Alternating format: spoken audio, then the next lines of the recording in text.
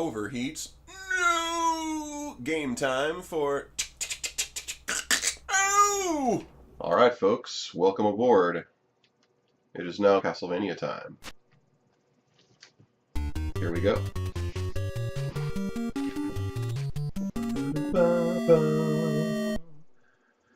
Man, oh man, this game was something else back in the day.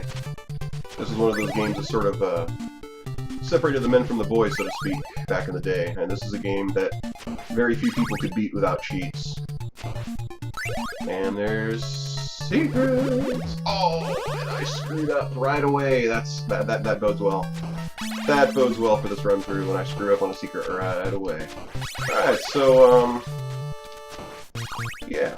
So the little hearts, here I'll go ahead and show you. The little hearts there, they're not what you might think they would be. They're not gonna give you life, so I have to let this guy hit me, so there I've lost 2 lives. Oh look, it's money, that's great. Oh look, it's a heart. And as you can see, my life did not go up. So if you notice up at the top, I have that little castle, or I have that little stopwatch up there. So the stopwatch is my sub-weapon, and the stopwatch, what it actually does is irrelevant for what I'm talking about now. When you use your sub-weapon, you lose a heart. That's what the hearts are there for. So watch, I'll use this right now, and I went down to 20. So that's what the hearts are actually for. They're ammunition for your sub-weapons. When you get a sub-weapon, if you care about the sub-weapon that you have, okay, sub-weapons are not really to be used throughout the levels themselves. Sub-weapons are more specifically used for bosses. They make otherwise almost impossible bosses doable. If you need to use your sub-weapon as a crutch to run through a level, then you're playing the game wrong. There are very, very, very few instances, like if there's one spot in particular in a certain level that if you find you throw out 1 or 2 of your sub-weapon, it makes it passable for you, then that's fine. But if you're just using your sub-weapon left and right to get through the whole game, then you're not getting through the whole game. I don't really care about the sub-weapon currently.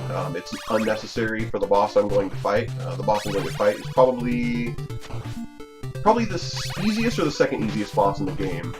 Speaking of life, that little chunk of meat right there, did I let sit out for too long? It's spoiled! You can't let your meat spoil. You gotta grab it right away. That actually, oh god, that actually gets your life back. In case you were curious, there's actually a secret here. If you trigger the bat to come through up top at just the right spot, and then, yes, he has to come through there, and you jump on top of it backwards from up here, it will knock you up to that ledge up there, and then you can skip the whole underground part right down here. But I don't find this underground part particularly difficult, so I'm just going to run through it. Even though I'm failing super hard with my 4 life loss. Granted, I gave myself 2 hits, but still. Fishman, get away from me. So now, normally you wouldn't want to just blindly grab everything. Oh, secrets. Whoop! That flashing bag of deliciousness. I'll take it, thank you. Normally, you wouldn't just want to grab everything that you see, just, you know, blindly whip every candle and grab every item that you can see. You would care about your sub-weapon because specific sub-weapons are really necessary to beat certain bosses. But like I said earlier, it doesn't really matter for this level, so I'm just going to grab whatever I can. One of the reasons this game is so difficult is because it's an action game that most action games just require a level of, a modicum of skill, of course, but really twitch. You know, you really got to be able to just get those twitch reactions out there. And if you're fast enough to see things coming, then you can stop it. This game actually requires patience, and it requires the foresight and the ability to see what's about to happen before it happens and position yourself correctly to take advantage of it. Okay. So this is why I didn't care. It gives you the best weapon to kill this guy with at the end of the level. And then it even gives you a double axe. If you noticed when I whipped this brick right here, I grabbed that little Roman numeral 2, which is sitting up at the top right corner now. That allows me to throw 2 axes on the screen. Basically, usually you can only have 1 on the screen before you can throw your next one, but when you have that Roman numeral 2 like that up there, then you can get 2 of them on the screen real fast. Alright, let's finish up this super easy level. Okay, so this boss isn't all that difficult either, but at this point I'll start treating it more seriously. when it comes to collecting items. So yeah, this game is more about... See, most games, most action games, your character never stops moving for anything, really. This game, when you attack, you commit to the attack. You cannot move your character. Like, watch, I'll throw this whip out, and I'm mashing jump. Nothing's happening until after he's done whipping. I'll whip and hold down, and he will not duck until he's done whipping. Same thing, I will duck and whip and let go, and he will not stand until he's done whipping. So... you need to pay attention when you whip. The best way to describe the whips, actually, this game is a great sort of lead-in to understanding how attacks work in fighting games. Oh, secrets. Oh, I want that crown. So, fighting games, there are a lot of people talk about frames, and frames sounds like, what are you talking about? Well, if you're familiar with animation, you know, frames of animation is what they're basically talking about. So, you have what's known as, in fighting games, you have what's known as active, startup, active, and recovery frames, right? So in this game, when you see the whip behind him, he's already frozen in place. Like, he's already committed to the attack, but he's not actually attacking, because he's got to get the whip out before he can actually attack. So those are his startup frames. Those are the frames of animation where nothing can happen before something happens. When the whip comes out, those are his active frames. That's when I'm actually going to hurt somebody with this thing sticking out. And then there are very few, but there's just like maybe a frame or two of recovery in this game. And recovery would be once you've actually done the attack. Once you've actually done the attack, you have to wait for the, you know, the arm or the leg or the whip or whatever it is to retract back to its neutral position before you can move your guy around.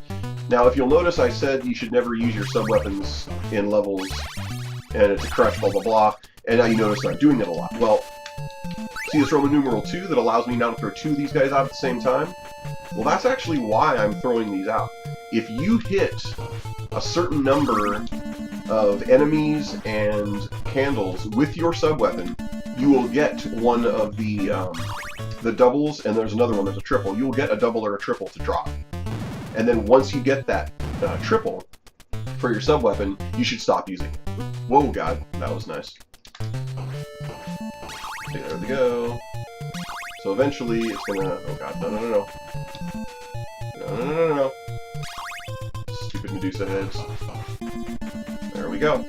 Now I got my triple, so from now on, I'm going to pay attention to what I whip before I whip it. Because I don't want to run right into something that I don't want. Like, hearts are always good. And quite frankly, if you're just worried about beating the game... Alright, I'll show you guys another little secrets. I'll take it. Shortcuts! So I've got 16 hearts, that's pretty good. I'm probably going to get a few more. Now you'll notice I took damage to get this little shortcut, but it's okay, because hey, look at that. A little bit of meat for me. Alright, so these happy little crushers here are one-hit death. And beautiful. That's what happens when you haven't played a game in a while, kids. And duck, and run. Okay, so the holy water is actually I can get by with the holy water. The holy water works against the boss that's coming up. But now I need to reestablish my my triples. Ah, stupid bat. So again, you'll notice when I got the holy water, I lost that little triple thing that I had, so I have to redo that. There's my double.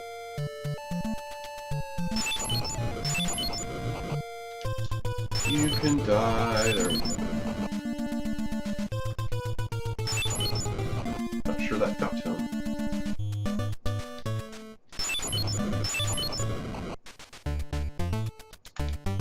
Oh! There we go. Alright. Buzzing through this level quite quickly, other than the one minor setback. Burn in Holy Water Ghost. So once again, I'm just, there we go. See, now I got that triple, so I'm going to stop. And now I'm going to reaffirm my don't blindly run into crap philosophy. And make sure I don't screw myself again. Oh, wow, I'm already at the boss. Okay. So, yeah, holy water for you. Here you are. Yeah, you're done. Goodbye. Sorry, Medusa. Yeah! And that's that.